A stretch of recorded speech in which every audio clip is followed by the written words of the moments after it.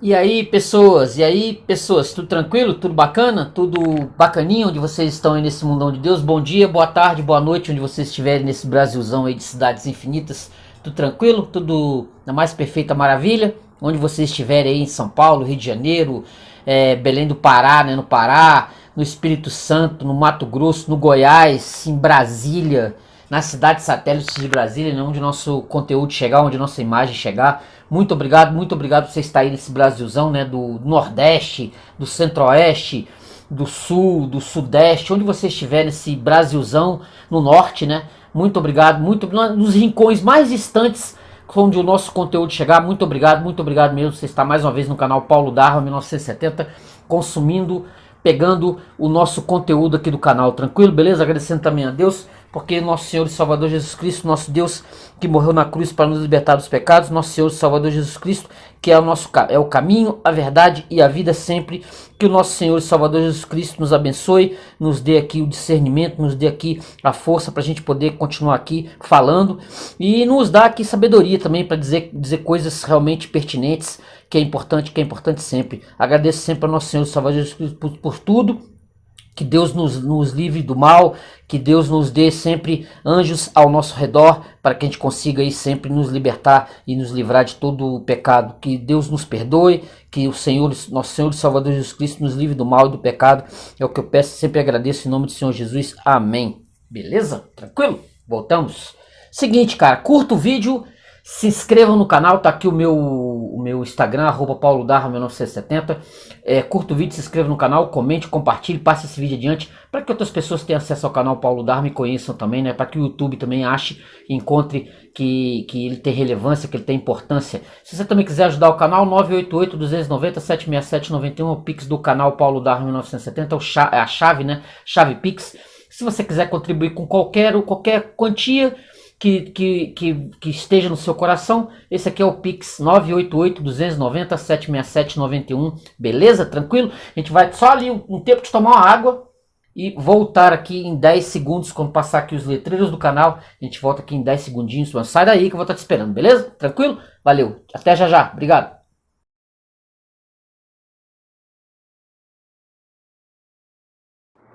E aí, tranquilo? Beleza? Seguinte, toma sua água, né, pra a garganta ficar boa. Seguinte, hoje, 31 de outubro de 2024, está fazendo exatamente 507 anos da Reforma Protestante, a reforma que dizem que basicamente ela é datada, né, a partir de 1517, desse 31 de outubro, quando o Martinho Lutero ele pregou lá as 95 teses, né, as 95 teses sobre o poder e a eficácia das indulgências ao serviço de mães, né?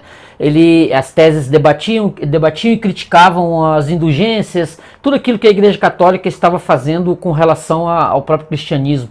Então se cravou nessa data como propriamente o início da Reforma Protestante. O início da Reforma Protestante é 31 de outubro de 1517. Portanto, por conta disso, eu fui, né, me dedicar, fui dar uma estudada, fui dar uma lida nesse A Vida de João Calvino, este livro aqui que eu tenho em mão, esta edição aqui, muito boa por sinal, escrita, né, pelo Alistair McGrath, este ex-ateu, né, esse homem que é professor lá, é diretor de Wycliffe Hall de Oxford, né, catedrático de teologia histórica da Universidade de Oxford e catedrático pesquisador em teologia.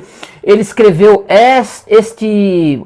dentre os materiais que ele escreveu, tá essa biografia de C.S. Lewis, você tá vendo aqui a capa, entendeu? Que é uma das biografias que eu pretendo ler, porque eu quero me debruçar sobre a vida do C.S. Lewis futuramente. Talvez pro final do ano eu já esteja com esse livro, e eu quero ainda, talvez esse ano ainda, pegar esta obra e dar uma lida e postar, quem sabe, pro Natal, né? Eu tava pensando nisso, depois de ler esse livro muito bem escrito, muito bem pesquisado, A Vida de João Calvino. Esta persona, né, esse indivíduo contraditório, né, esse homem que a partir do Lutero, a partir da revolução que o Martinho Lutero fez em 1517, como foi falado, ele realmente transformou, pode-se dizer que ele transformou a vida de uma cidade que era, não vou dizer assim, que era de cabanas, né? que era de Cabanas, uma cidade que estava ali buscando a sua república, buscando ser uma república, com confrontos com outras cidades ao redor, com problema com a França, né, com a França propriamente dita, o medo de ser tomada, Genebra.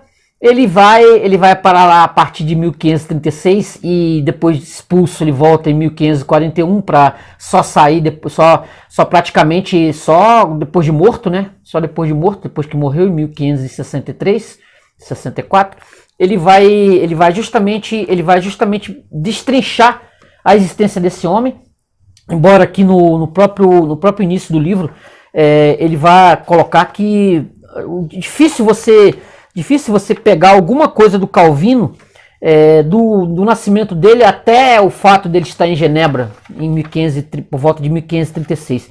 Ele nasceu em 1509, o Calvino. Ele não há nada, o Calvino não fazia questão nenhuma de fazer registros pessoais, assim, porque ele achava que a vida dele em si não tinha importância nenhuma. Importância era a palavra de Deus, era a Bíblia. E importante era o trabalho dele, era a obra. Não tinha nada assim ele considerava que não havia nada de relevante a falar sobre ele, o pessoal, né? Ele não, assim. Então é difícil você tirar alguma coisa. O próprio autor vai colocar aqui, falar de Calvino é falar de Genebra. Ao mesmo tempo em que a frase a Genebra de Calvino é carregada de implicações potencialmente enganosas, resultando talvez em interpretações incorretas acerca do status e do âmbito de liberdade de ação de que Calvino gozava em Genebra. Ela é útil pelo fato de destacar a íntima interação que havia entre o homem e a cidade. Há muitos mitos, né, sobre Calvino, muitos mitos, inclusive mitos que foram divulgados pelos católicos, né, que eram adversários. Então você tem uma literatura principalmente a partir do século XIX, por grandes autores como o próprio Balzac, né, que vai falar aqui do próprio Balzac e outros, que assim, transformaram o Calvino numa figura tétrica, péssima, entendeu? O famoso denegrir, né? Denegrir, sujar a reputação.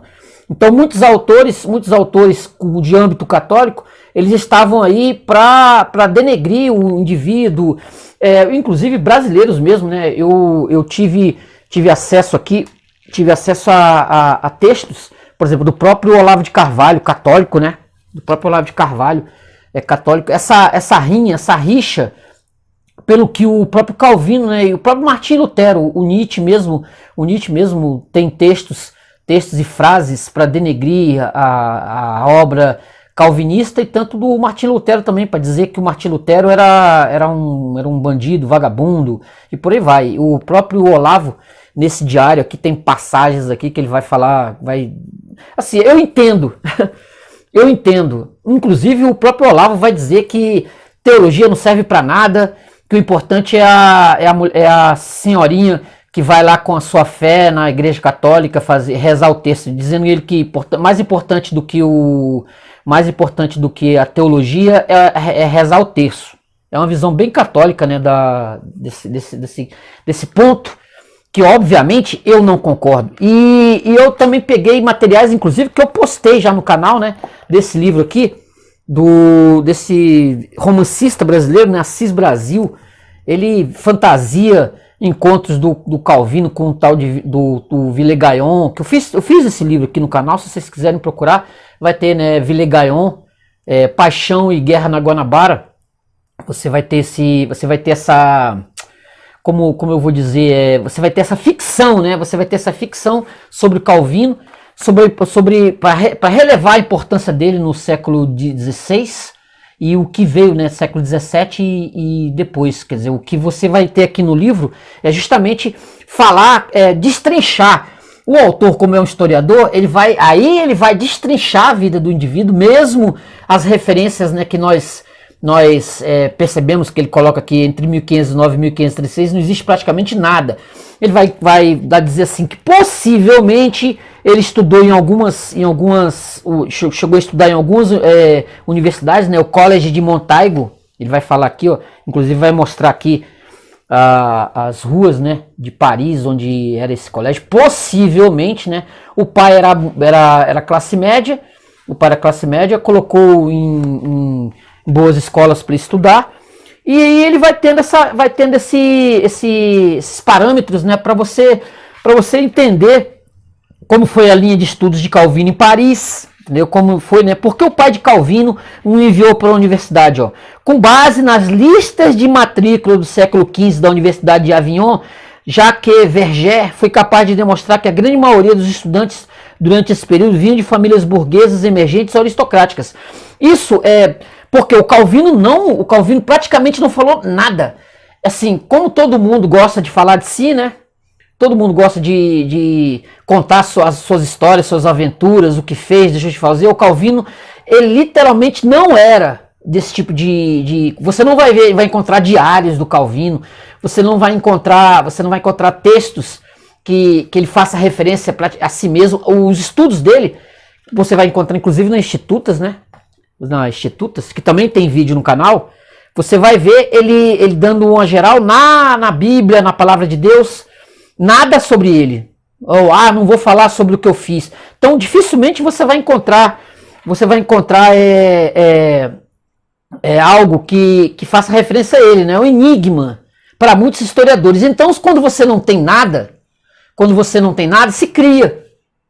Esse é o ponto. Aí, se existe uma verdadeira um mundo de ficção que envolve o Calvino. Inclusive com ele em Genebra, que ele foi um carrasco, queimou milhares de pessoas. Isso não existe.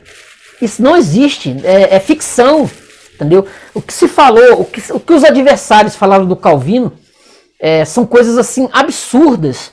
Eu até procurei aqui para ver se eu encontrava o texto do Balzac, que eu tenho uma coleção quase completa do Balzac, mas tem o texto, mas esse livro infelizmente eu não tenho. Que o Balzac ele fala que o Calvino ele era um indivíduo que tocou o terror em Genebra. Até o autor aqui vai dizer que o Balzac confundiu com Robespierre, né? Confundiu com Robespierre, que Robespierre era que justamente tinha feito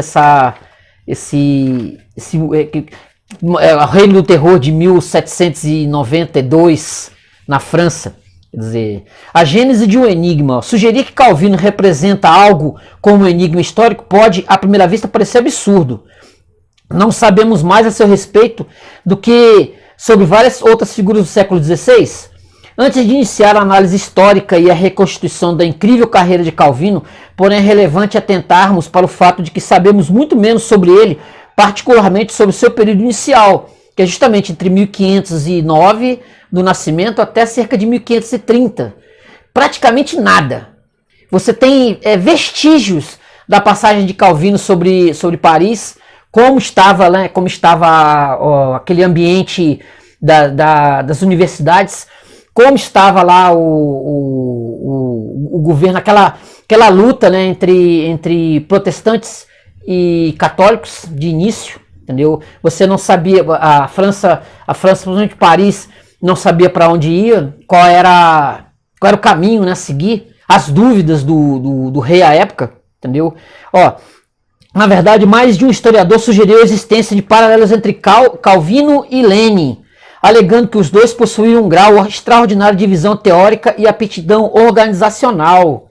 Ambos forneceram fundamentos teóricos para movimentos revolucionários, os quais dependeram justamente de tais fundamentos para sua organização, direção e posterior sucesso. O próprio Calvino, porém, como figura humana de carne e osso, por detrás dessas ideias, permanece vago. Você praticamente, como eu disse, não tem nada. Nada. As razões para isso não são difíceis de se entender, sendo talvez melhor compreendidas pela comparação de Calvino com o grande reformador saxão Martinho Lutero. Já esse falou bastante sobre si, antes mesmo da reforma, quando ele estava lá nos seus claustros lá, meditando, pensando o que fazer. O Martinho Lutero falou bastante sobre si, entendeu? Como eu disse, diferente de Calvino nesse período. No caso de Calvino, somos confrontados com uma ausência quase que absoluta de material de sua autoria relacionado a seu período de formação. As origens de sua carreira como reformador podem ser fixadas a partir de algum ponto entre o final de 1533 e o início de 1534. Quer dizer, tem um mundo, né? Um mundo que aconteceu aqui, um mundo de entre 1509 e 1534, mas não se sabe precisamente quando. Seu comentário sobre a obra de Clemência de Sêneca, que surgiu em abril de 1532, pouco revela em relação ao seu autor. Quer dizer, como eu disse, ele não estava interessado de forma alguma em falar de si, entendeu? De forma alguma, não era o intuito dele. Todos nós, né, temos um ego, pode dizer assim, bem freudiano, né, para dizer, de falar de si mesmo, de falar de si. Todos nós temos essa, né, falar das nossas experiências, falar da gênese, né, principalmente cristãos. Nós damos testemunho, né, da nossa vida pregressa, do que éramos, o que somos, que Deus nos transformou. Nós temos essa vocação, né, entre aspas, para falar de si. Já Calvino não tinha. Ele é incrível nesse ponto. Você não falar de si é algo realmente muito complicado. Muito complicado. As nossas experiências, o que nós fazemos, que nós vivemos, né? É muito difícil. Ele é um dos poucos que eu já li que não tinha essa ambição. Não tinha essa ambição.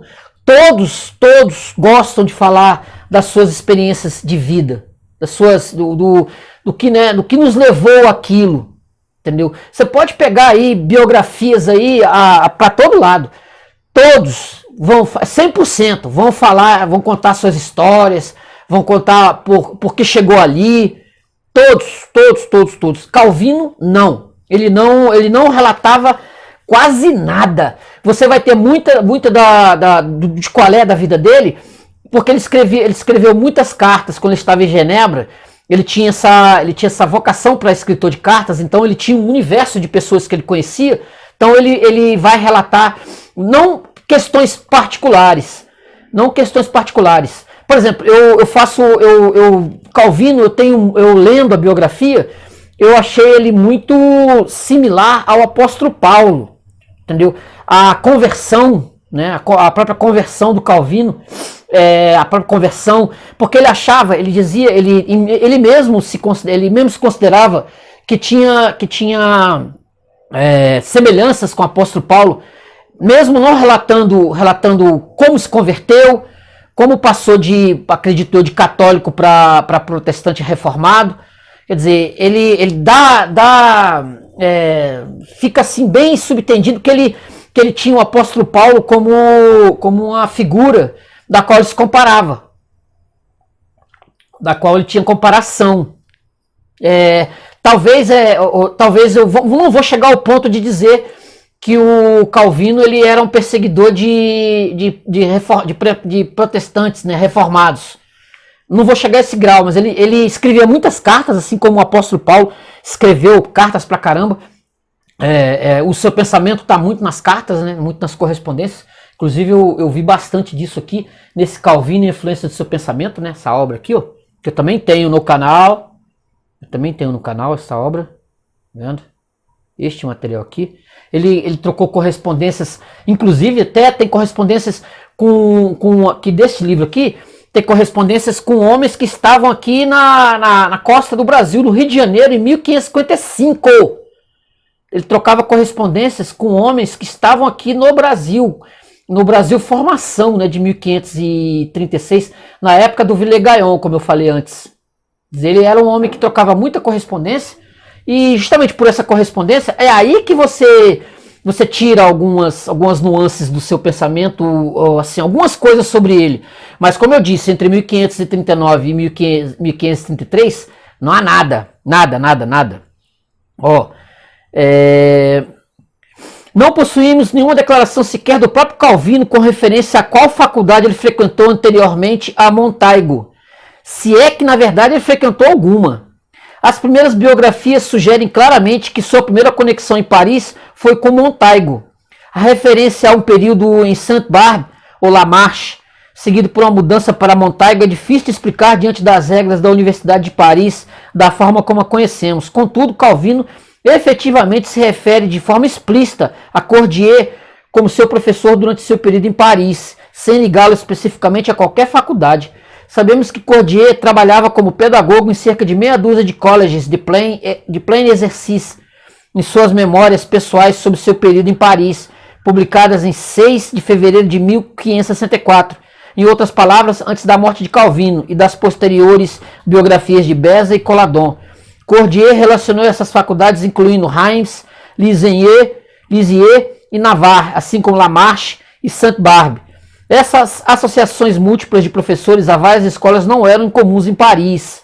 Quer dizer, é aí que o biógrafo, né, ele vai tentar puxar algum fio, né, desse período de Calvino nesse primeiro momento, entendeu? Aqui, ó, no capítulo 4, né, de humanista a reformador, a conversão. Um tema central da espiritualidade cristã é a noção de que grandes pecadores possam ser redimidos de suas transgressões através de um momento de conversão único e quase sempre dramático. Aí ele vai citar aqui Paulo e Agostinho. Os dois precursores do cristianismo ocidental passaram por experiências em sua conversão que as gerações posteriores tomaram como modelos. Falar de conversão, porém, não é meramente chamar a atenção para uma súbita mudança da mente ou do coração. É sugerir que discretamente, ainda que de forma decisiva, por detrás dessa reviravolta deve-se discernir a mão de Deus. Conversão é algo dirigido a Deus e alcançado por Ele. A experiência de Paulo na estrada para Damasco, em Atos 9, 1-19, aponta para uma nítida percepção de sua parte e posteriormente da parte dos primitivos círculos cristãos da influência de Deus sobre o material aparentemente inapropriado e rebelde. Paulo, ou Saulo de Tarso, como devemos chamá-lo nessa fase, considerava-se irremediavelmente arraigado a seus caminhos e irreconciliavelmente contrário ao cristianismo. Ele era um homem, como sabemos na Bíblia, perseguidor de judeus, ele era assassino de judeus, assassino de cristãos, né, de judeus cristãos. Ele não tinha inclusive ele é um dos responsáveis pela morte de Estevão, né, logo no início do Atos dos Apóstolos. Quer dizer, e a conversão fazendo com que ele se modificasse, virasse, né, da água para o vinho, virasse um homem de Deus, que trouxe desconfianças, né, como sabemos, até a morte dele. Até a morte. Levando um paralelo aí, o próprio Agostinho também era um homem ateu, era um homem voltado lá para as ciências ocultas. A mãe orava pedindo a conversão dele, até que um dia aconteceu. Ó, como devemos... sua transformação posterior foi de tamanha magnitude e intensidade que ele somente poderia atribuí-la a uma intervenção divina, o apóstolo Paulo. À medida que a reforma ganhava impulso, havia uma tendência crescente a considerar a Igreja Católica medieval como algo que se assemelhava aos piores aspectos do judaísmo posterior ao exílio. Ela não ensinava a justificação pelas obras da lei, que segundo Paulo havia sido o principal erro teológico do judaísmo. Um certo paralelo era observado entre o catolicismo medieval e o judaísmo, de um lado, e entre o evangelicalismo e o cristianismo do Novo Testamento, de outro. Assim como Paulo simbolizava a impetuosa transição do judaísmo para o cristianismo, sua conversão devia ser tomada como um paralelo no século XVI, por alguém que rompesse com seu passado católico para assumir deliberada e decisivamente uma ligação com a reforma. Ninguém nascia evangélico, né, nos anos de 1520 ou de 1530. Todo mundo era católico, querendo ou não querendo. Como todo mundo é flamenguista, todo mundo é corintiano, pode-se dizer, né? Levando esse paralelo para o futebol. Quer dizer, todo mundo era católico nesse período, ninguém era evangélico. Tornar-se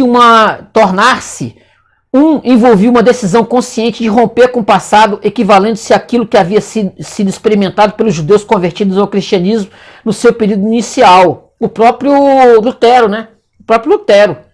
Ele era católico e por conta disso ele simplesmente teve que romper e isso foi problemático, né? Isso foi problemático. Ele foi excomungado, né? Ele era apenas um sujeito que ficava lá nos seus claustros lá estudando, entendeu? Ele estava ali fazendo seus estudozinhos ali e tal, e começando a ver que a coisa estava feia para a Igreja Católica à época, né? Era algo que estava ali bem visível, né? Aquela questão das indulgências, venda de indulgências. Ele estava ali somente. Aí chegou uma hora que ele começou começou a perceber que tinha algo errado, entendeu? Tentou avisar as autoridades à época não fizeram rigorosamente nada, não estavam interessados, estavam apenas interessados em vender indulgência por conta para aumentar o poderio da igreja e pagar contas, né? Para pagar contas, que é o que acontece em muita igreja evangélica hoje em dia por aí, né? Estão vendendo terreno no céu, estão sem nenhum tipo de responsabilidade, estão só angariando dinheiro. Hoje se precisaria de uma nova reforma protestante, né? Seria necessário isso, porque a coisa anda feia, a coisa anda de forma terrível, né? Ninguém nascia evangélico, né? A experiência decisiva de sua conversão, narrada por Agostinho, também era incorporada pelos propagadores da reforma. Não havia paralelo entre a gradual desilusão de Agostinho com a superstição pagã, como eles haviam, culminando em uma mudança decisiva de direção e franca adesão ao evangelho e às suas próprias jornadas espirituais que se afastavam da superstição religiosa da igreja medieval em direção à redescoberta da religião do evangelho. O que é a reforma protestante? É você ir atrás da igreja e justamente resgatar a igreja primitiva, pelo que estava o caos que era a igreja católica à época, entendeu? No Renascimento, com aqueles papas terríveis como Alexandre VI, era um resgate, era resgatar. Mas o próprio Martim Lutero não tinha interesse, a princípio, de mudar, ele queria reformar a igreja católica. Ele não queria a extinção da igreja católica. Ele achava que por dentro dava para fazer umas modificações no que era, entendeu? No que vinha a ser, né? Ele pensava por isso a ideia da reforma protestante, uma reforma na igreja católica. Você vai fazer algumas mudanças de base, né? Era essa a ideia, restaurar algumas ideias do que era a igreja primitiva. Era esse pensamento que girava na mente do Martim Lutero. Não era uma revolução, era só chegar para os católicos e falar, vamos fazer umas modificações, vamos voltar a algumas questões agostinianas, né? As coisas que eram no passado. Mas não foi bem recebido e ele foi excomungado.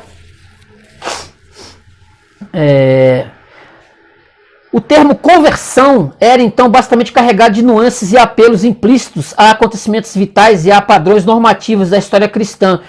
Como alguém que desprezava o culto à personalidade, Calvino fornece poucas pistas de sua própria evolução religiosa. Há apenas uma passagem nos seus escritos que pode, de forma realista, ser tomada como relato fidedigno de sua decisão em romper com seu passado. O prefácio de seu comentário sobre os Salmos, de 1557. Ao descrever esse rompimento com a igreja medieval como uma súbita conversão, súbita conversio, Calvino estava indiscutivelmente aderindo a essas poderosas associações. A conversão não designava meramente uma experiência religiosa privada e interna. Ela abrangia uma mudança exterior e visível e radical da lealdade institucional. Ao descrever como se desenvolveu seu chamado para ser um reformador, ele afirma que estava tão intensamente devotado às superstições do papado que apenas um ato de Deus poderia libertá-lo dessa situação. Ele era um conservador incapaz de se libertar, possivelmente até mesmo contente em se espojar no lodo reconfortante e familiar da espiritualidade católica. Em uma série de imagens bruscas, Calvino retrata sua situação como a de alguém que está aprisionado em seus próprios caminhos, incapaz e talvez até mesmo relutante de se libertar. Uma intervenção externa era necessária para que ele algum dia pudesse se libertar da matriz da religião predominante ao final da Idade Média. Empregando uma imagem equestre, ele compara a maneira como Deus lida com ele nessa fase a um cavaleiro que dirige seu cavalo por meio das rédeas. Entre aspas, por fim, Deus mudou minha trajetória para uma direção diferente, pelo freio secreto de sua providência. Por uma súbita conversão, a docilidade, ele domou uma mente bastante intransigente pelos seus anos. Nós temos que lembrar que a própria reforma ela é algo que veio aos poucos, né, ao longo do tempo que vai chegar, né, vai chegar justamente naquele momento de 1517, e outros também já estavam em 1502, o próprio Erasmo de Roterdã já estava também escrevendo, né, pedindo alguns tipos de reformas, algumas reformas na igreja, que obviamente não foi escutado de forma alguma. Você sacudir o poder reinante, né, o poder dominante, muitas vezes, para sacudir a árvore, né, para que caia os frutos da árvore, tem que ter força para você sacudir uma árvore, né? Sacudir uma árvore nesse período. Então Erasmo também é um dos precursores deste momento da reforma. Inclusive ele antecede o próprio Martinho Lutero nos seus escritos. Isso é interessante de se pensar. Os autores, como eu disse, no próprio século XIX, século XX, eles trataram de sujar, né, a imagem do Calvino. Um desses autores você vai ter o Bertrand Russell, né? O próprio Bertrand Russell, ele é um dos responsáveis. Eu tenho materiais aqui que eu nem trouxe aqui para mostrar, falando de forma bem clichê, né, sobre a Reforma Protestante. Eu peguei alguns textos, eu estava pesquisando alguns autores, e esse Bertrand Russell é um que vai falar de forma bem clichê. Eu tenho vários aqui, escritores de história, clichês demais, que assim, eles inventam, como eu disse, eles inventam biografias, eles não tendo o que preencher, não tendo o que colocar, aí eles fazem assim, bem... Ou quando não faz igual aquele que o Assis Brasil, né, que eu coloquei agora há pouco, eles colocam assim, eles não dão crédito ao que foi a Reforma Protestante, ao que aconteceu para o próprio Calvinismo, né? O próprio Calvinismo, a energia que o Calvinismo ele vai trazer para o próprio século XVI, século XVII, né? Século XVI e XVII, eles não vão dar o devido valor, né? Vão dar o devido valor. Nós que estudamos história e que não ficamos à margem, né? Ficamos à margem do estudo da história, nós vamos buscar documentos, né? Os documentos que comprovem a veracidade, né? Nós não ficamos somente no vir a ser, nós vamos lá nas fontes, nós pesquisamos autores, nós vamos fazer essa busca, né, nos textos. Nós vamos buscar as fontes, vamos atrás da verdade que há por trás de fatos, né, dos fatos. Porque você pode dizer que você pode colocar como fato algo que é meramente uma suposição, mas nós vamos atrás justamente para buscar a verdade que tem, né, num acontecimento. E a própria ideia da biografia do Calvino é uma dessas, né? É um desses pontos interessantes. Como eu disse, é um livro profundo que vale a pena você ter você conhecer, você ler, né? Você pegar o texto para você saber sobre um homem que realmente foi responsável por uma revolução que está aí hoje em menor grau no mundo, principalmente no mundo ocidental, que está apodrecido, pode-se dizer, né? Está muçulmanizado, pode-se dizer, né? E é bom você conhecer as origens do homem que fez uma revolução. Tem algumas biografias do Calvino que eu andei pesquisando, mas a melhor foi essa aqui. Olha só como é que ele coloca aqui a cidade, né, Genebra, o primeiro período. Ele vai fazer aqui vai dar um histórico sobre o que era a cidade de Genebra na Suíça antes do Calvino, que era Genebra em 1300 e pouco, né, 1300, 1400, até a chegada de Calvino em 1536. Por incrível que pareça, por um acaso, que Calvino, a história diz que ele estava saindo de Paris, estava fugindo de Paris, né, a partir de 1533, quando teve acontecimentos em Paris, como a chuva de cartazes, né, xingando e esculhambando a Igreja Católica, e o rei mandou prender todos os que eram protestantes, e o Calvino teve que sair da cidade. E ele estava fugindo, ia para uma cidade e acabou, por conta de estar acontecendo uma guerra de camponeses em um local onde ele se dirigia. Ele teve que sair ele teve que mudar de posição. Ele ia para uma cidade e acabou não, ele acabou, vamos dizer assim, por acaso. É como a história do apóstolo Paulo, que estava indo para Damasco e acabou, né? Acabou tendo um encontro com Jesus na estrada para Damasco. O Calvino ele estava indo justamente para visitar outra cidade. Nesse momento ele acabou por conta desse, entre aspas, acaso, e acabou indo para Genebra, justamente em 1536. Mas aqui ele vai falar, né, ele vai dar um geral aqui, né, a reforma como um fenômeno urbano. Uma das características mais impressionantes da reforma na Europa é o fato de que esta foi um fenômeno predominantemente urbano, não era de camponeses, Na Alemanha, mais de 50 das 65 cidades imperiais e soberanas tiveram uma reação positiva à reforma, com apenas 5 delas optando por ignorá-la completamente. Na Suíça, a reforma se originou em um contexto urbano, Zurique, que se espalhou através de um processo de debate público entre as cidades confederadas, tais como Berna, Basileia e outros centros como Genebra e Saint-Gallen, ligados àquelas cidades por obrigações provenientes de tratados. O protestantismo francês começou com um movimento predominantemente urbano, tendo suas raízes em cidades importantes como Lyon, Orleans, Paris, Poitiers e Rouen. Por que, tem se perguntado frequentemente, a reforma era tão atrativa para comunidades urbanas do século XVI?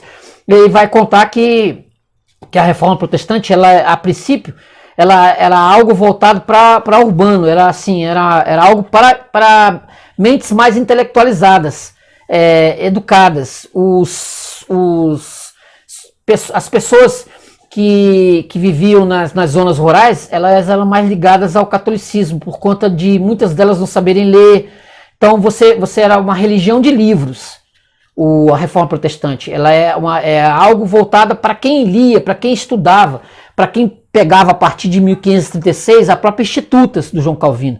Um sujeito que estava voltado, por exemplo, o próprio Martim Lutero escreveu diversos livros. O sujeito que estava voltado mais para o campesinato, muitas vezes não sabia ler. Algo curioso aqui, que eu não sei se eu separei, mas eu vou até citar, porque pode ser que eu não tenha anotado aqui. Existia na França, vários dialetos, né? Vários dialetos. Se falava francês escrito nos livros em Paris. Muitas vezes no campo se falava outro tipo de francês, um dialeto que não era acompanhado a contento para esse pessoal do campesinato. Então, como eles não sabiam ler, não tinham Bíblia, quando o Calvino ele vai mandar muitos evangélicos, né, genebrinos, para fazer assim uma evangelização, eles faziam muito isso na própria Paris, mas não no local, mas não ali naquele local, entre os camponeses, posso dizer. Olha aqui como é que, ó, a Diocese de Genebra, aqui ó, a figura. Diocese de Genebra, tá vendo? Diocese de Genebra. Ele vai pegar aqui várias, né? Como é que era esse contato, né? Genebra com as outras cidades. Tá vendo? Ele vai dar essa geral aqui, muito interessante, né? Sobre como isso foi se dar, né? Aqui mais outras fronteiras da Confederação Suíça e território de Saboia, 1535 aqui. Como isso foi se dar, né? Como foi acontecer essa modificação. Por quê? Porque Calvino, porque a figura do próprio Calvino vai fazer essa revolução na própria cidade, né? O que era antes e o que se tornou depois. Vai dar uma geral. Aqui, no primeiro período, a chegada de Calvino em Genebra, ó, ele estava indo para Estrasburgo, vendo? As institutas de Calvino demoraram a lhe trazer fama. Enquanto viajava da França para Estrasburgo no verão de 1536, ele decidiu não fazer menção alguma sobre sua obra. Olha lá, ninguém lá sabia que eu era o seu autor das institutas. Como em todos os lugares, eu não fiz qualquer menção a esse fato. Ele tinha problema até de falar que ele era o autor das institutas. Que coisa, hein? Rapaz, intencionava continuar fazendo o mesmo até que finalmente Guilherme Farel me reteve em Genebra, não tanto por conselho ou argumento, mas através de uma terrível maldição, como se Deus tivesse do céu colocado sobre mim suas mãos para me deter. Eu tinha a intenção de ir para Estrasburgo. A melhor estrada para lá, porém, estava fechada pelos conflitos na região. Eu decidi passar por Genebra rapidamente, não permanecendo mais do que uma noite na cidade. Pouco antes, as doutrinas práticas e rituais da Igreja Católica haviam sido banidos de lá, pelo bom homem que eu mencionei e por Pierre Viret. A situação, contudo, estava ainda longe de estar resolvida, havendo divisões e facções sérias e perigosas dentre os habitantes da cidade. Então alguém que havia de forma perversa se rebelado, se voltado para os papistas, descobriu que eu estava na cidade e divulgou esse fato aos demais. Diante disso, Farel, que ardia com grande zelo pela expansão do evangelho, fez de tudo para me deter lá. E após ter ouvido que eu tinha uma série de estudos particulares para os quais eu desejava me manter livre, e descobrindo que ele não havia conseguido me convencer com seus pedidos, ele soltou uma imprecação dizendo que Deus poderia amaldiçoar o tempo livre e a paz para estudar que eu buscava, se ele virasse as costas e fosse embora, recusando-me a lhes dar apoio e ajuda em uma situação de tamanha necessidade. Essas palavras me chocaram e causaram em mim tal impacto que desisti da viagem que intencionava fazer. Porém, consciente da minha vergonha e timidez, eu não queria ser forçado a desempenhar quaisquer funções específicas. Quando ele estava em Genebra, aí o Farel, né, ele só ficou ali, agora que eu cheguei em Genebra, vou beber uma água aqui, comer alguma coisa e partir para Estrasburgo. Aí o Farel falou, olha, se você for para lá, blá, blá, blá, blá. Aí ele, é melhor não ir, né? Aí ele acabou ficando. Portanto, né, o autor vai dizer aqui, né, foi assim que Calvino, em agosto de 1536, foi persuadido a permanecer em Genebra. Precisamente o que Farel viu nele, nós jamais saberemos. Entendeu? São coisas assim que só Deus sabe, né? Só Deus sabe. Inicialmente, Calvino parecia inadequado para enfrentar alguns dos desafios que se opunham ao movimento evangélico em Genebra. Introspectivo e com inclinações intelectuais, ele deu poucas mostras de ser de algum valor dentro do ardiloso mundo político de Genebra na década de 1530. Aqui, ó. Ele não possuía qualquer experiência pastoral e era praticamente ingênuo no que se referia às realidades da política urbana e da vida econômica. Calvino podia ficar à vontade na cosmopolitana República das Letras. As necessidades da República de Genebra eram, porém, algo bem diferente. Suas primeiras responsabilidades em Genebra eram bastante adequadas ao seu temperamento. Ele não tinha que exercer qualquer ministério pastoral, nem manter contato com o conselho municipal, nem mesmo pregar. Sua responsabilidade era simplesmente a de ser um professor ou alguém que proferia conferências públicas sobre a Bíblia. Em Genebra, era bem sui generis a governança genebrina ali, né? Você tinha um conselho, sei lá, 10, 15 homens, que eles eram os governantes, né? Eles eram eleitos, os governantes da cidade, e tinha uma figura que era a figura religiosa, a figura de fundo religioso, que era responsável, né, para gerir a coisa religiosa, por se dizer, né? Isso vem de antes. Antes do Calvino, teve uma figura de fundo religioso que também regia, né, regia os estudos, etc., a organização religiosa da cidade de Genebra.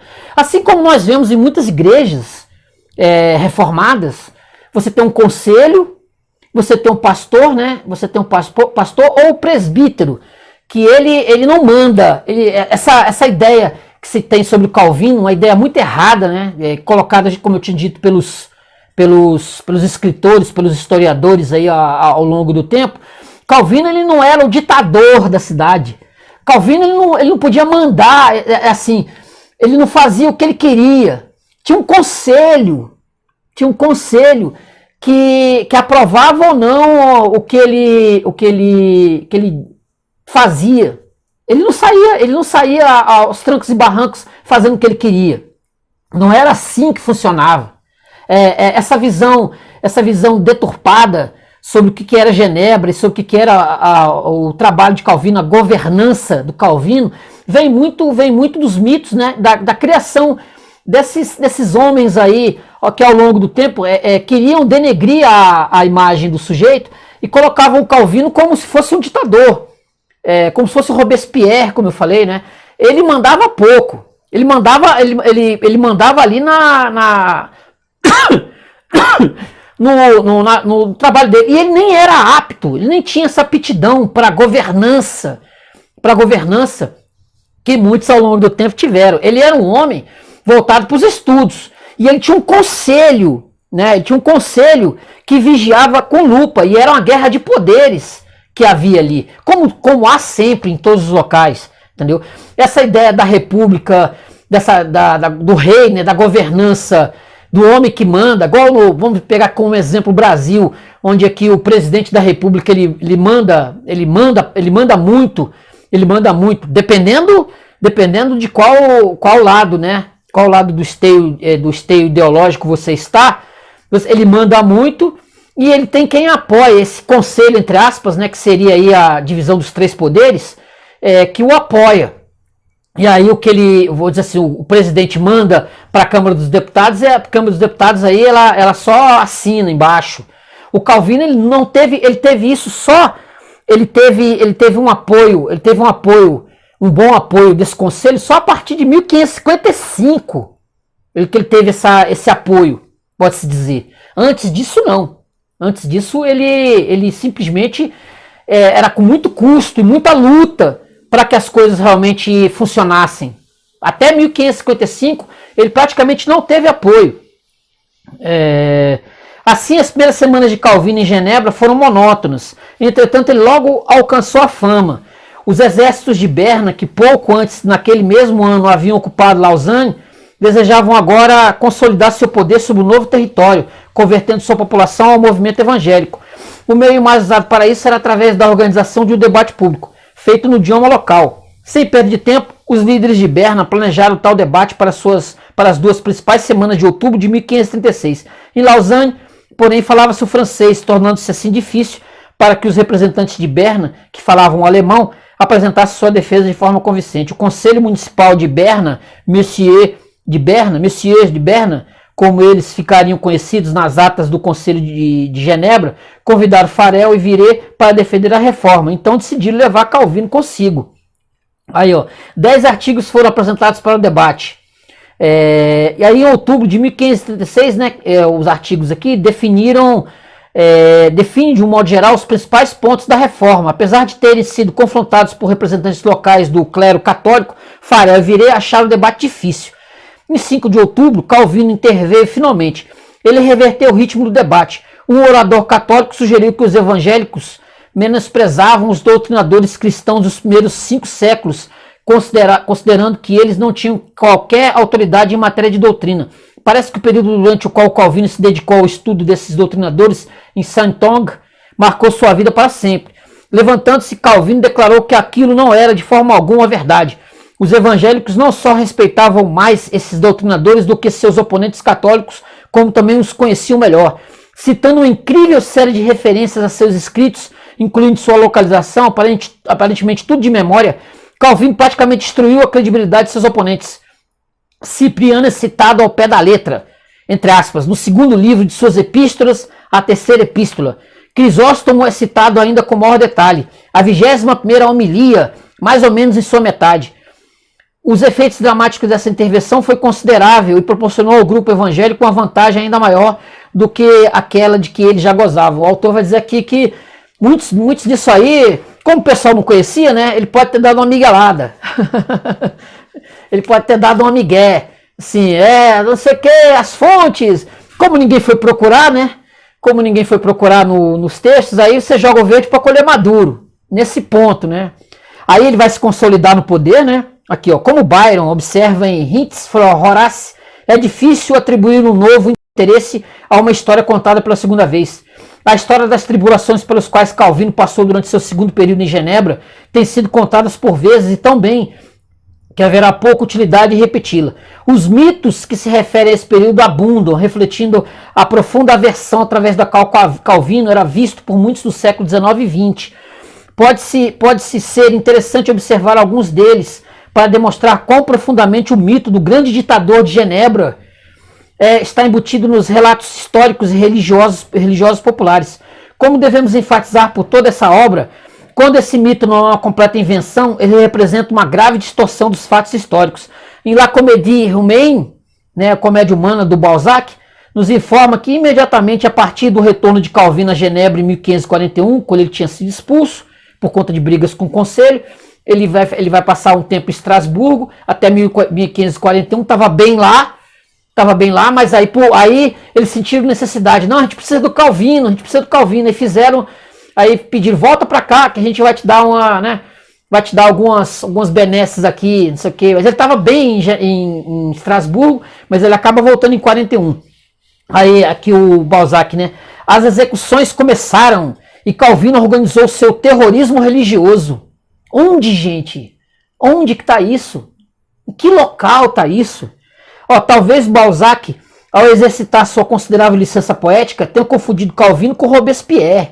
De qualquer modo, não houve qualquer império do terror em Genebra e Calvino jamais assumiu qualquer posição para instigar, muito menos para controlar ou dirigir esse tipo de campanha. Eu li muito Balzac e no Balzac tem alguns textos que tem lá, né?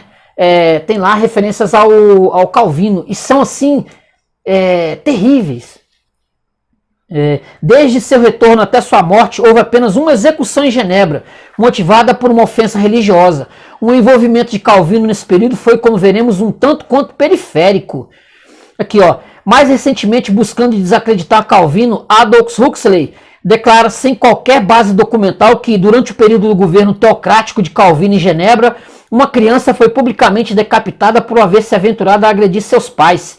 Em primeiro lugar, não há qualquer registro de algum incidente desse tipo nos arquivos de Genebra, os quais são tão detalhados quanto se poderia desejar.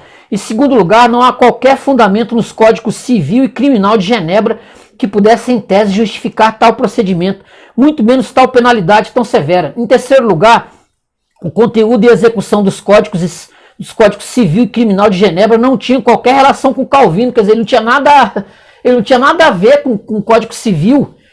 Profissionalmente, como advogado, ele ocasionalmente se envolvia no desenvolvimento de projetos legislativos para Genebra. Por exemplo, por volta de 1543, ele foi convidado para desenvolver um projeto de lei que tratasse da questão das sentinelas municipais. Porém, esses projetos não eram suas leis, mas da própria cidade. Em quarto lugar, Huxley pode ser questionado pelo seu uso desinformado da expressão governo teocrático. Na verdade, tem-se sugerido frequentemente que o pensamento político de Calvino é profundamente teocrático. Entretanto, é importante esclarecer o que esse termo sutil possa significar. Ele é popularmente tido por algo que implica em um regime político no qual a autoridade civil é dominada pelo clero ou por algum outro instrumento de poder ligado à igreja. Nesse sentido, pode-se demonstrar com facilidade que Calvino nunca conseguiu estabelecer e, de qualquer forma, nunca pretendeu estabelecer uma teocracia em Genebra. Eles estão confundindo Genebra com o Islã lá, com a Pérsia, eles estão confundindo com o mundo muçulmano, gente. Meu Deus, a despeito das declarações de Huxley em sentido contrário. O termo tem um segundo significado, porém, o qual talvez seja mais apropriado aos níveis teológico e etimológico, um regime no qual se reconhece que toda autoridade é derivada de Deus. O conceito de Calvino a respeito do governo civil, particularmente no que se refere à situação de Genebra, pode ser considerado radicalmente teocrático nesse sentido último e menos ameaçador do termo. Contudo, em ambos os sentidos, entende-se que Deus está indiretamente envolvido nas questões de ordem e governo, tanto quanto através do clero, na forma de agentes que alegam operar em nome de Deus, quanto através da própria noção de autoridade civil, a qual deriva, em última análise, de Deus. É possível que Calvino possa ter pensado que ele estava retornando em triunfo para assumir a reforma de Genebra. Se ele algum dia teve tal ilusão e a evidência documental sugere o contrário, ela teria sido cruelmente destruída em questões de meses. Deve ter havido, na verdade, um período de lua de mel durante o qual o Conselho parece lhe haver conferido liberdade suficiente para reformar as estruturas da Igreja de Genebra. Esse período, porém, foi relativamente curto. Repetidas vezes, Calvino foi contrariado em seus desígnios por um conselho astuto e ansioso por preservar e ampliar seu próprio controle sobre a cidade. Nós falamos sobre isso aqui. O conselho não estava interessado em delegar poder para ele. Entendeu? Não tinha o menor interesse nisso. Zero. Nós ficamos aqui, né, como lá no Senado Romano. O Senado Romano. Nós perdemos o nosso poder e entregamos tudo ao imperador. Como se o Calvino tivesse o exército, né? Na mão, para isso, entendeu? Onde é que eles tiram isso, gente? Eu tava, como eu falei, as histórias, o próprio Olavo, como católico, ele tá recheado dessas lorotas, né? Lorotas católicas, dessa falta de documentação, né? Simplesmente você fala, você não tem nenhuma, você não tem um papel, você não tem um documento para provar. Se você for atrás, se você haver um debate com o próprio Olavo ou tantos outros, perderiam, aí xingariam, né? Aquela coisa do xingamento, né? Ia te xingar. Cadê os documentos? Cadê? Ao final da década de 1540, tornou-se cada vez mais óbvio que Calvino simplesmente não possuía o status político necessário para alcançar seus objetivos. O Conselho Municipal tornou-se gradualmente hostil em relação a Calvino, à medida que os libertinos, o grupo associado a Ami Perrin, né, por outro lado, talvez conhecido como os perranistas, ganhavam domínio. De fato, o Conselho se portava como se fosse um senhor Micawber, às avessas, sempre procurando por alguma coisa para rejeitar. As dificuldades profissionais de Calvino eram intensificadas por sua tragédia pessoal. Como observamos anteriormente, né, que ele citou no livro, ele havia se casado com uma viúva, Idelette de Bury, quando esteve em Estrasburgo. O único filho deles morreu logo após o nascimento. Sua mulher ficou gravemente enferma em 1545 e após muito sofrimento com sucessivas melhoras e pioras, ela faleceu em março de 1549, deixando Calvino a cuidar de seus 2 filhos, nascidos de seu primeiro casamento. Parece que Calvino tinha muitos seguidores, mas poucos amigos. Ele estava desolado por sua perda. Até 1555, ele parecia bastante privado de apoio em meio às estruturas de poder da cidade. Aí ele vai fazer aqui ele vai contar aqui sobre a administração de Genebra, né, como é que era, vai falar, vai dar o conselho, né, conselho dos 200, como é que isso foi formado, né, como é que foi montado esse conselho, e como é que Calvino ele girava em torno desse poder, né? Aí vai ter as histórias, vai contar o episódio de Serveto, entendeu? Que foi o homem que foi queimado, né? Foi queimado. Vai falar aqui sobre isso. Como Calvino ele acabou tendo sucesso. Ele vai pegar aqui no livro que vai falar sobre a literatura, né? Como ele colocou a sua literatura e como ele influenciou, né? Principalmente os franceses, como essa literatura chegou em Paris e tomou conta de Paris, os huguenotes, né? Os huguenotes. Vai ficar aqui, ó, Calvino e a língua francesa. Sugere-se com frequência que durante o século XVII a língua francesa desenvolveu qualidades abstratas, semânticas e analíticas, normalmente descritas como clarté e logique. Mas como se desenvolveu, deve-se questionar com razão la clarté française, tão característica dos escritores do classicismo francês, tais como Descartes e Pascal, sobretudo devido ao fato de que o estilo francês de muitos escritores do século XVI, tais como Montaigne, Rabelais e Ronsard, notadamente, não apresenta essa característica típica. Gostaríamos de sugerir, né, o autor aqui, né, dizendo, né, que Calvino pode ser considerado um fator indutor dessa importante evolução, em parte devido ao seu envolvimento na tendência generalizada de popularizar as abstrações altamente complexas da teologia cristã, e em parte devido à sua contribuição pessoal para a formação da língua. O autor aqui até coloca que o Calvino ele é um dos responsáveis até pela mudança, né, pelas mudanças nas estruturas da língua francesa. Como eu disse antes, só em Paris se falava o francês. Só em Paris. Ao redor de Paris, em outras cidades, eram dialetos. E o autor aqui ele vai colocar que Calvino, até nisso, ele tem relevância. Como Shakespeare ele foi um criador de palavras, como Shakespeare ele foi e modificou a língua inglesa, Calvino ele pode ter muito bem sido responsável pela mudança do francês moderno. Inclusive ele vai colocar aqui, né, as Institutas da Religião Cristã. Ó. Em 28 de março de 1536, ele vai contar aqui, né, como se formou as Institutas, quando o Calvino, que inclusive as Institutas de 1536, 1541, 1559. O Calvino ele vai, eu fiz um vídeo sobre as Institutas, expliquei bastante isso no canal aqui. Se você quiser, você pode encontrar aí o vídeo, bota lá Institutas de João Calvino, que você vai ter sobre este livro aqui. Eu fiz uma resenha sobre esse livro aqui, uma resenha, não é um estudo, tá, gente? Não é um estudo aprofundado, não passei um ano lendo, 10 anos no instituto. Eu fiz uma resenha sobre este livro aqui, sobre o primeiro livro importante do Calvino, né? E várias outras institutas aqui, ó. A tradução do título em latim apresenta algumas dificuldades. A palavra institutio sugere automaticamente um paralelo com as institutas de Justiniano, um importante código legal do período clássico conhecido por Calvino desde seu período em Orleans. Em termos de sua estrutura e conteúdo, contudo, a obra guarda pouca semelhança com o Código Legal. Isso aqui, quando foi publicado, eu falei no meu vídeo, né? Ele era uma espécie de livro de bolso, onde os cristãos tinham acesso, né? Tinham acesso para consultar, como se fosse uma espécie de catecismo. Ele vai se apoiar justamente no que o Martinho Lutero já tinha escrito, né? Uma espécie de catecismo dentro da ideia protestante, né? Da ideia protestante, da reforma, os reformados, né? Então ele vai também escrever esses institutas. É evidente que a primeira edição das institutas, essa que eu tenho em mão, foi inspirada na obra de Lutero, o Catecismo Menor de 1529. Tanto sua estrutura quanto seu conteúdo indicam a extensão com que Calvino se inspirou nessa obra pedagógica da Reforma Alemã. Suas 516 páginas de pequeno tamanho, né, como eu falei, pocket, né, uma edição pocket, incluem 6 capítulos, dos quais os 4 primeiros são inspirados no Catecismo de Lutero.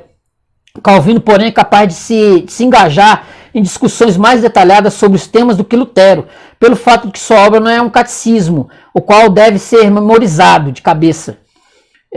O primeiro capítulo é essencialmente um comentário sobre os 10 mandamentos, ou o decálogo, e o segundo um comentário sobre o credo apostólico. A influência de Bucero é automaticamente percebida. Enquanto a discussão de Lutero sobre o credo tem 3 partes, o Pai, o Filho e o Espírito Santo, Calvino adiciona uma 4ª parte, substancial a respeito da igreja, reconhecendo a importância tanto teórica quanto prática dessa questão.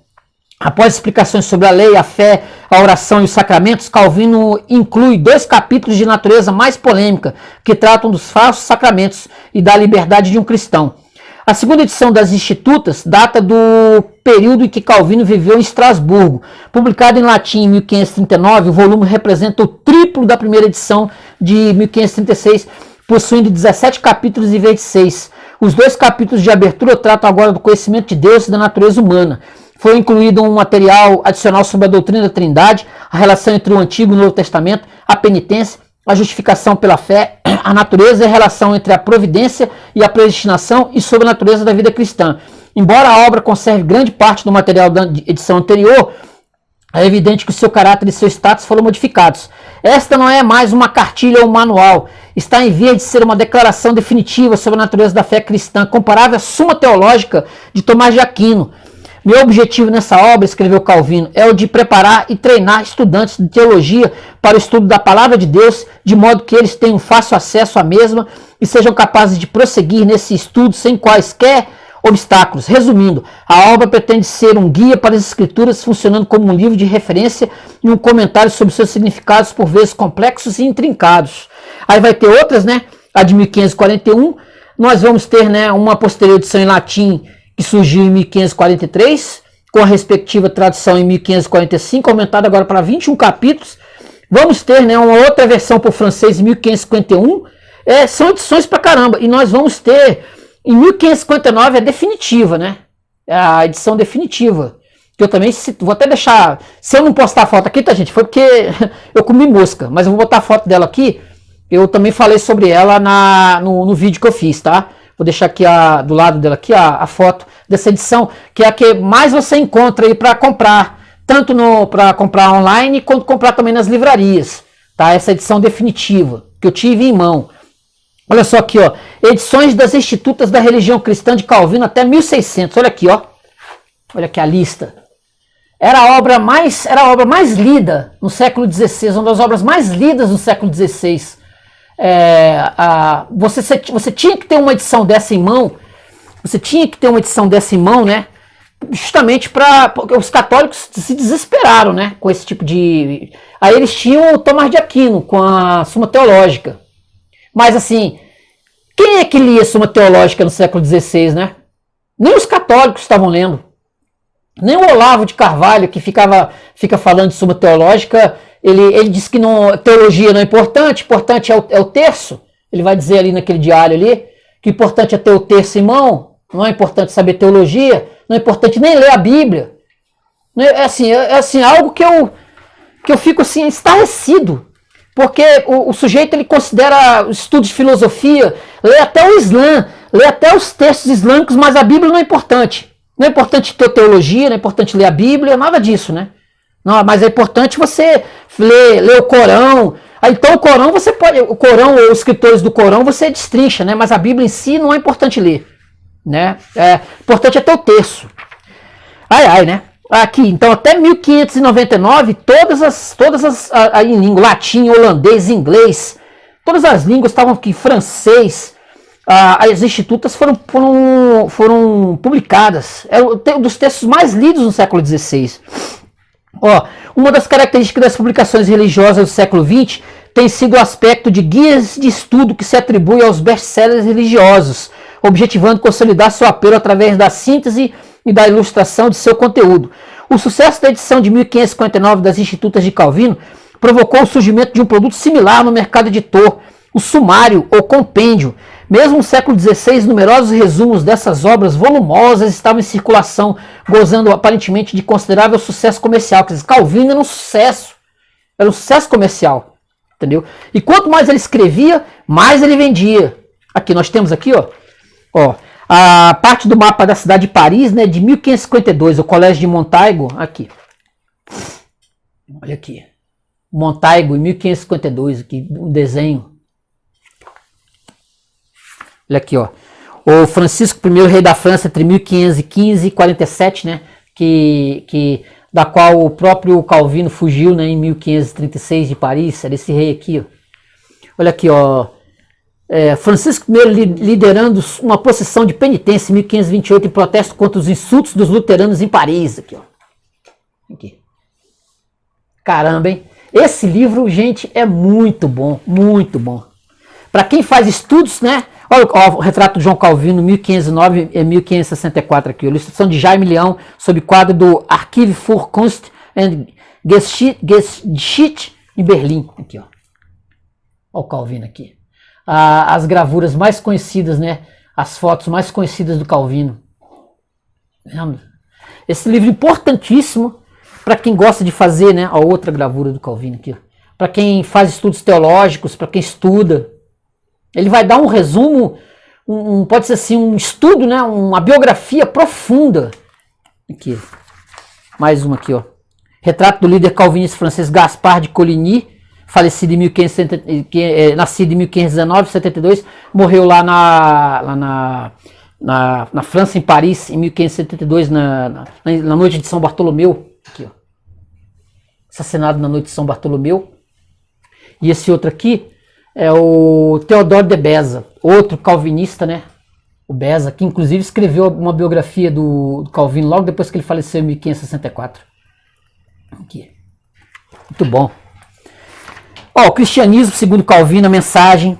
Ó, para se entender Calvino, é necessário ler Calvino. Da mesma forma que não se pode esperar que um guia da França, sua terra natal, possa ser um substituto para uma experiência em primeira mão daquele país, não há uma alternativa adequada para o envolvimento pessoal com as próprias obras de Calvino. Muitas das apresentações sobre seu pensamento possuem sabor de segunda mão, assim como ocorre, na verdade, inclusive com esta obra. Quer dizer, eu falei na própria Institutas que você não dá para destacar que nas Institutas trechos. É difícil, porque algo leva a outro, que leva a outro. É muito difícil, você tem que ler. Você tem que ler os textos dele. Porque ele tem um pensamento assim, muitas vezes escolástico, né? Muito escolástico. Você não tem como você ficar puxando trechos, puxando pedacinhos, frases soltas desse material dele. É muito difícil. Muitas de segunda mão. Aqui, ó. Para que se obtenha uma compreensão acerca dos pensamentos de Calvino, de seu método de análise, de seu uso da analogia, de sua exploração da retórica e da maneira pela qual potenciais dificuldades e enganos são evitados, é necessário que se esteja disposto a ler suas Institutas. Aí ele vai falar aqui, né? Ele vai dar uma geral, a prioridade das Institutas, a estrutura do pensamento de Calvino, né? Vai aqui, vai aqui, ó, as Institutas de 1559, vai dar um resumo, vai dar de mão beijada, né? Para quem quiser se aventurar sobre as Institutas, ó, capítulo, livro 1. Velho, vai dar aqui tudo que você precisa. Livro 2, vai dar de mão beijada para você, tá? Livro 3, aqui livro 4, o último livro das Institutas, se concentra em uma série de temas relacionados à igreja. Ao tratar dos meios e subsídios externos pelos quais Deus nos chama à comunhão com Cristo, seu filho nele se mantém. Calvino é capaz de escrever tanto da perspectiva de seu significativa experiência prática como organizador. Ele vai dar de mão beijada para quem quiser, né, ter uma geral sobre as institutas. Vai falar aqui, né, depois de dar essa geral sobre as institutas, vai falar sobre a invasão de ideias, como Calvino ele fez uma revolução na própria França, né, na própria França dele. Ele mandou homens, né, de Genebra para a França para trabalhar, né, o evangelismo. Inclusive eu falei que ele mandou até para o Brasil em 1555, e esses homens foram mortos pelo Villegagnon. Eles foram mortos. Isso é pouco falado na literatura brasileira. Olha como é que estavam aqui as igrejas calvinistas na França em cerca de 1562 aqui, ó. Aqui. Como estava, né? O que se transformou a França hoje, né? Como era a França calvinista e como é a França hoje. Vocês estão vendo aí, né? Vocês viram aí, né? Vocês viram aí na época da Olimpíada os abusos, os absurdos. Não que não exista cristãos hoje na França, tem, mas eles são minoria, entendeu? Minoria na França. Deixa eu pegar aqui um pedaço aqui. Aí, deixa eu tirar aqui, ó. Olha só, a função social da doutrina da predestinação, que nem é tão calvinista, tá, gente? A doutrina da predestinação, que Deus escolhe os seus, ela vem de muito tempo antes. Ela vem inclusive da Idade Média, a predestinação. Mas antes, só, para dizer aqui, né, o termo calvinista é, portanto, potencialmente enganoso no sentido de sugerir um movimento primordialmente voltado à apropriação da herança intelectual de Calvino. Contudo, pode-se demonstrar que teólogos historicamente tidos como calvinistas, em suas perspectivas, consideravam-se livres para se inspirar em recursos teológicos e metodológicos diversos dos escritos do próprio Calvino. Calvino pode ser visto como a estrela mais importante do firmamento calvinista. Existiram, no entanto, outras estrelas cujas ideias e métodos modificaram as de Calvino em certos pontos. É por esse motivo que o termo reformado é preferível ao termo calvinista, pelo fato de que o primeiro não implica em uma dependência exclusiva em relação ao próprio Calvino. Nem se usa, né, calvinista. Hoje em dia já está mais, nós temos hoje mais voltado para a ideia de reformado mesmo, né? Cristão reformado, não cristão, porque o Calvino não estava certo em tudo. Não é igual o Olavo, né? O Olavo tem razão dos católicos, né? Não, Calvino não tinha razão em tudo. Ele errava também, ele era um ser humano como nós, só que ele escrevia muito. Ó, sobre a predestinação. Análises recentes sobre origens, naturezas e função da doutrina cristãs têm chamado a atenção para maneiras pela qual as doutrinas funcionam como demarcadores sociais. Há uma necessidade óbvia de que um grupo religioso se define em face de outros grupos religiosos e do mundo em geral. O fenômeno geral da doutrina, embora não as doutrinas específicas, é ligada à necessidade de uma definição social, especialmente quando outros fatores não definem de forma adequada o grupo. Uma ideologia que legitime a existência desse grupo se faz necessária. Portanto, Niklas Luhmann, talvez o mais eminente escritor da atualidade, a tratar da questão da função social da doutrina, ressalta que a doutrina surge, em parte, em resposta às supostas ameaças da identidade religiosa distinta de um grupo, as quais podem ocorrer através de encontros ou conflitos com outros sistemas religiosos. A doutrina é, segundo Luhmann, o auto-reflexo de uma comunidade religiosa pela qual esta mantém sua identidade e regula suas relações com outras comunidades do mesmo tipo e com o sistema social. Nas primeiras fases da reforma, teve o Martinho Lutero, né? A facção luterana em Wittenberg optou por se definir em relação a um critério explicitamente doutrinário, a doutrina da justificação apenas pela fé, não pelas obras. E que teve o Concílio de Trento, em 1560, que também tentou definir a si mesmo, no lugar de definir os hereges em um nível doutrinário. Os primeiros concílios medievais tenderam simplesmente a condenar opiniões heréticas, definindo assim as perspectivas daqueles que estavam fora dos limites da igreja. A igreja era tudo. O Concílio de Trento, ao discutir a doutrina da justificação, sentiu-se na obrigação de fazer mais do que meramente censurar as ideias luteranas. Aí nós vamos lá para o passado, nós vamos para o passado, a função teológica da doutrina da predestinação. Aí ele vai dar aqui as origens de onde surgiu isso, né? Vai falar aqui de onde surgiu essa ideia da predestinação. Por todo o período final do Renascimento, a Universidade de Pádua destacou-se dentro do remanescente do humanismo como uma fortaleza do aristotelismo. Até o Aristóteles ele vai adentrar esse mundo, né, sobre essa questão da predestinação. Aí ele vai fazer um gráfico aqui interessante, né, resumo de todo o cristianismo, ou seja, descrição e distribuição da causa da salvação dos eleitos e da destruição dos réprobos, da cota das santas leis. Aí vai ter um lado, né, aqueles que Deus elege e aqueles que Deus simplesmente não está nem aí. Tá aqui, ó, ele vai fazer aqui botar um quadro aqui, né? Não sei se dá para ver direitinho aí, mas um quadro exatamente isso, sobre a predestinação, que foi muito combatido, tá? Essa ideia de que Deus ele escolhe os seus. E o Calvino nem ficou mexendo muito nisso, não. Isso veio muito depois, né? Muito depois vai se tratar exatamente sobre isso. Aqui teve o Sino de Dort, em 1618-19, reuniu-se para solucionar as divisões em meio à Igreja Reformada dos Países Baixos, que surgiram de conflitos em torno da doutrina da predestinação e da reconciliação limitada. O resultado é geralmente considerado como uma vitória para o grupo de Beza. Embora os Países Baixos ainda tivessem que estabelecer sua reputação como centro de cultura de tulipas, o mundo de língua inglesa pode ter antecipado essa evolução. Os 5 pontos do sínodo podem ser assim resumidos por meio da fórmula mnemônica formada com a palavra tulipa, tulip em inglês, T-U-L-I-P, tulip, total depravação da natureza humana, letra T, incondicional, unconditional em inglês, eleição do indivíduo, L, limitada reconciliação, Cristo morreu somente pelos eleitos, I, irresistível graça, Deus é capaz de realizar seus propósitos, e P, perseverança dos santos, aqueles a quem Deus elegeu não abandonarão seu chamado. Tá? Tulip. Ao observar que essas perspectivas não são idênticas às de Calvino, não estamos sugerindo que o calvinismo posterior tenha distorcido as perspectivas de seu fundador. Ele vai dar aqui uma geral, né, sobre a questão da predestinação, tá? Uma boa análise, muito boa análise, para quem ainda tem dúvidas sobre isso. Tá? Para quem ainda tem dúvidas sobre isso. Aí ele vai entrar aqui no capítulo 11, compromissos com o mundo, calvinismo, trabalho e o capitalismo. Ele vai adentrar essa perspectiva aqui a ética protestante e o espírito do capitalismo, do Max Weber. Olha, isso aqui, ó, você está vendo aí, este livro aqui, a ética protestante, vai fazer uma análise sobre a ética protestante e o espírito do capitalismo, vai apontar os erros do Max Weber, né, sobre a influência de Calvino sobre essa questão da própria Revolução Industrial, né?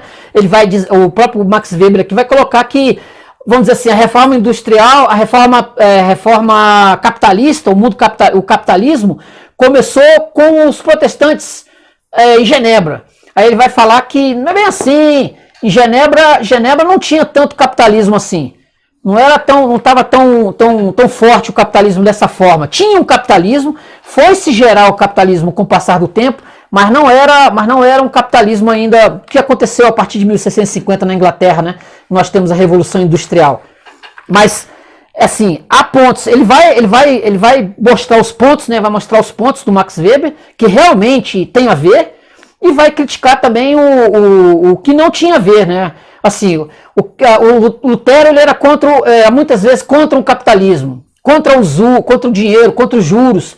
Tudo isso ele vai colocar. Ele vai fazer justamente assim, vai trazer esse ponto, vai trazer esses pontos importantíssimos. Deixa eu pegar o meu gato aqui. Ai.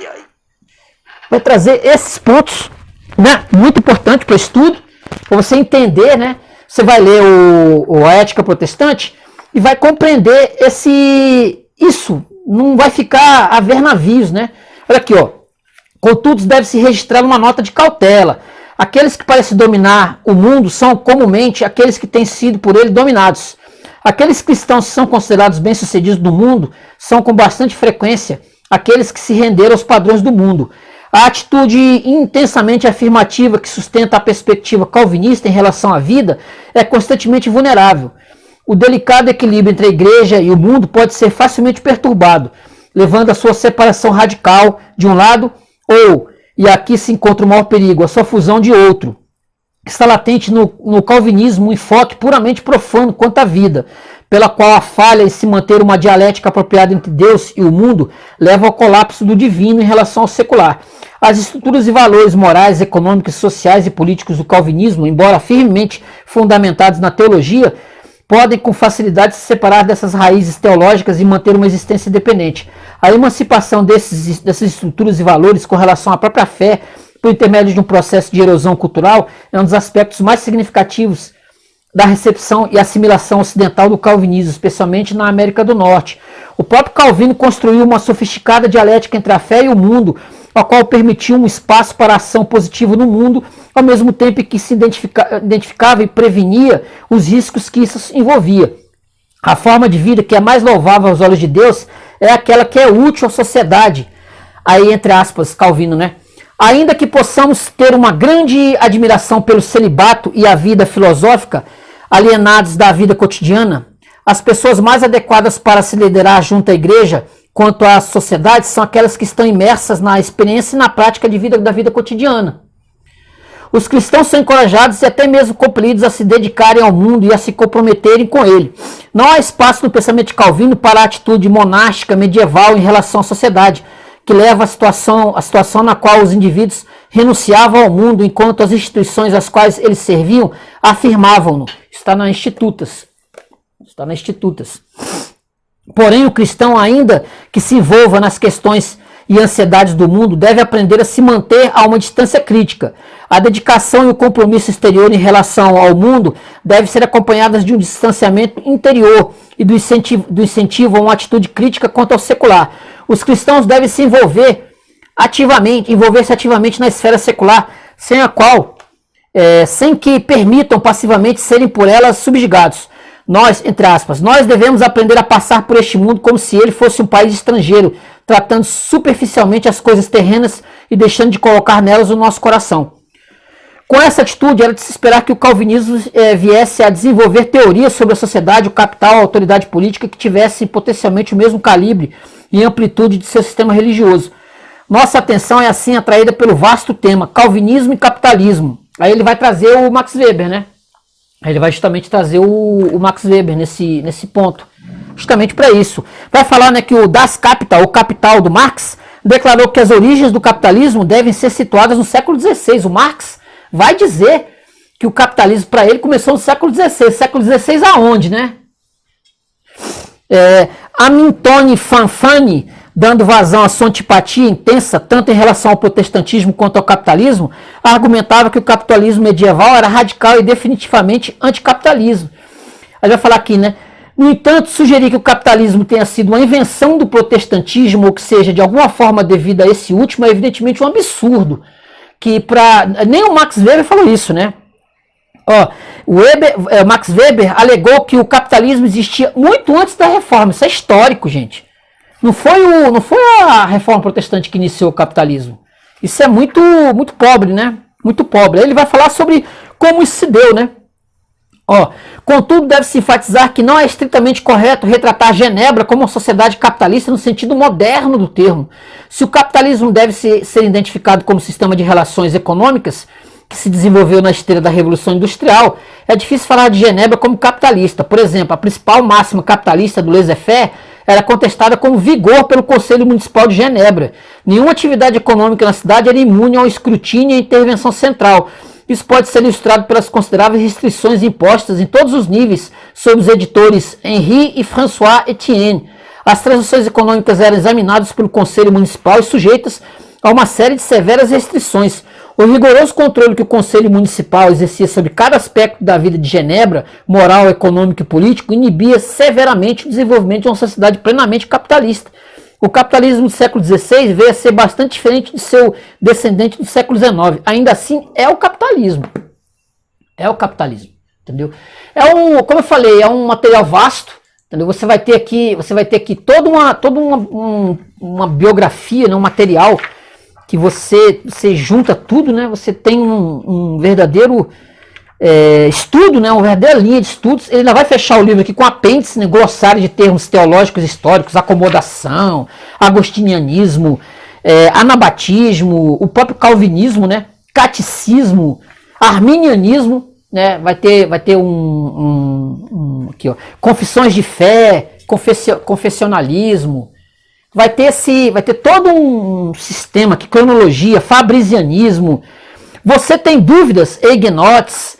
Se você tem alguma dúvida sobre uma palavra, heresia, hermenêutica, huguenote, humanismo, luteranismo, liturgia, vai ter todo um pelagianismo, puritanismo, um termo tanto vago, geralmente usado em referência à forma de calvinismo associado especificamente à Inglaterra e posteriormente à América, ao final do século XVI e início do século XVII. Vulgata, realmente, aqui, referências às obras de Calvino, os institutos da religião cristã.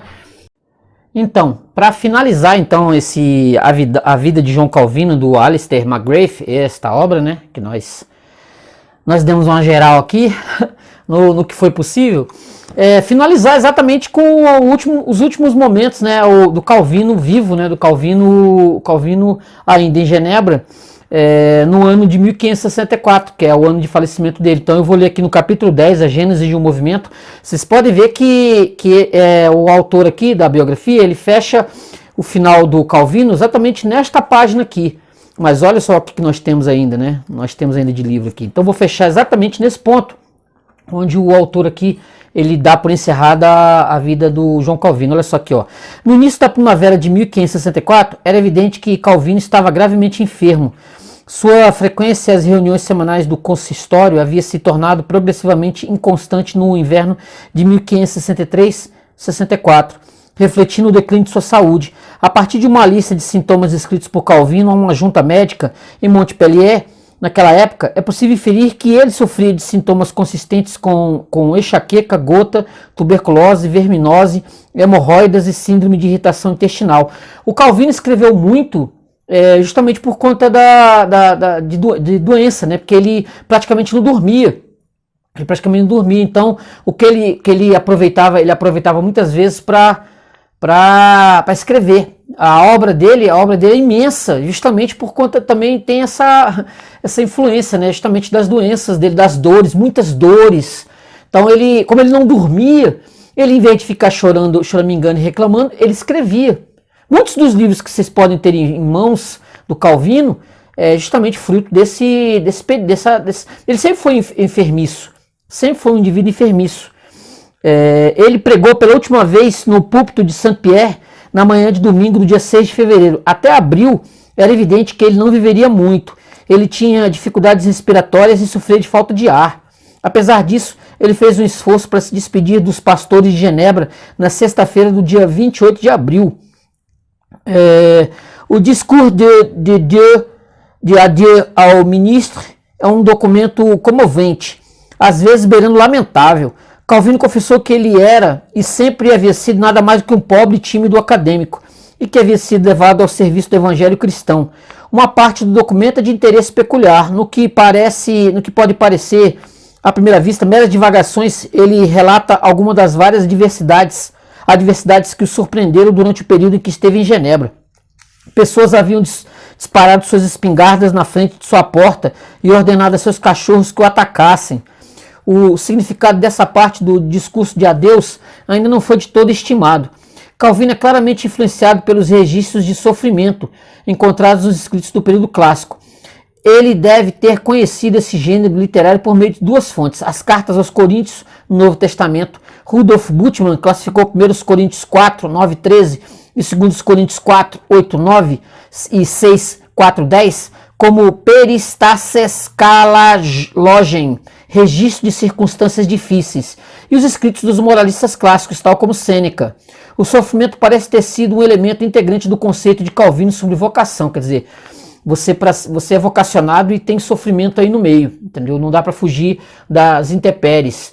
Jesus disse, né, no mundo tereis aflições, ninguém veio aqui para ter paz, para viver em paz, a não ser aqueles que são escolhidos para outras coisas, né? Mas Jesus não falou para a gente que a gente ia ter aqui momentos de tranquilidade, e principalmente cristão, piorou, sendo cristão aí é fim de carreira, você não tem sossego, você não tem paz na sua vida, de forma alguma. Se você é um cristão e tem paz, tem alguma coisa aí que não tá bem, Entendeu? Você tem aflição sempre. E o Calvino tá dentro desse processo. É doença, doença, doença, doença.